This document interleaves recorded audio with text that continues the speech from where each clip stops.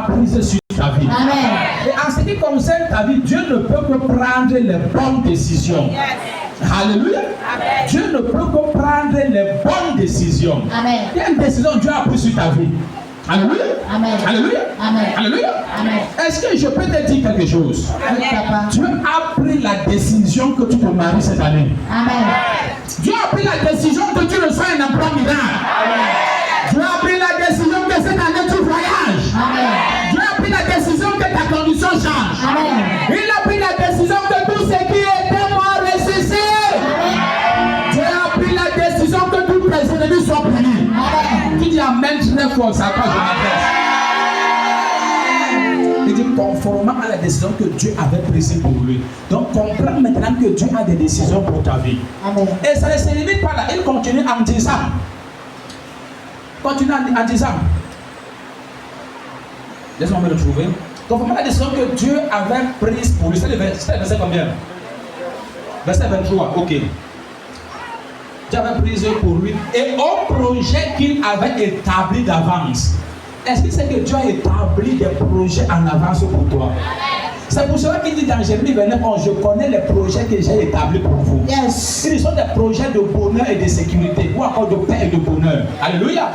Afin de vous donner un avenir plein d'espérance, ou de l'avenir et de l'assurance. Amen. Alléluia. Amen. Donc Dieu a des projets pour toi. Et ces projets, il les a établis en avance. Amen. Amen, amen. Amen. Et pour que Dieu réalise ces projets, il faut que tu sois en permanence à ses pieds. Amen. Parce que tu n'es pas le seul enfant de Dieu.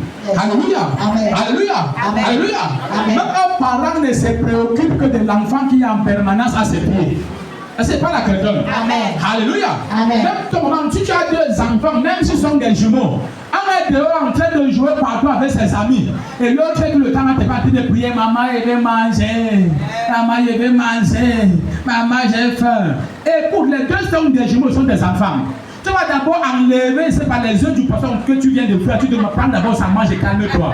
Pendant que l'autre est en train de jouer encore là-bas dehors, ce n'est pas ton problème. Ah, tu ne comprends pas. Amen, amen. Alléluia. Alléluia. Oui, parce que Dieu le fait pour... Ah, parce que je dis la vérité, Dieu aussi se préoccupe des enfants qui sont en permanence à ses pieds. Vérité.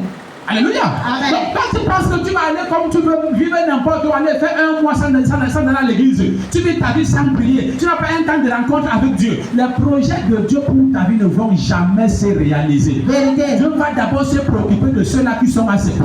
Vérité. Alléluia. Amen. Alléluia. Donc tu comprends le bénéfice d'être constamment dans la présence de Dieu. Alléluia.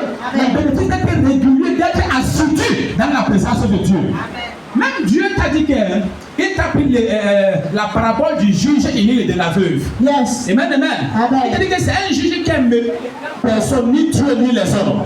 Alléluia. Mais il y a une veuve qui était tout le temps devant sa face. Tu vas me faire justice. Tu vas me rendre justice. Vraiment, j'ai raison comme tu sais. Mon terrain ne peut pas l'arracher. Oh, je fais ma justice. Comme tu connais tout le temps.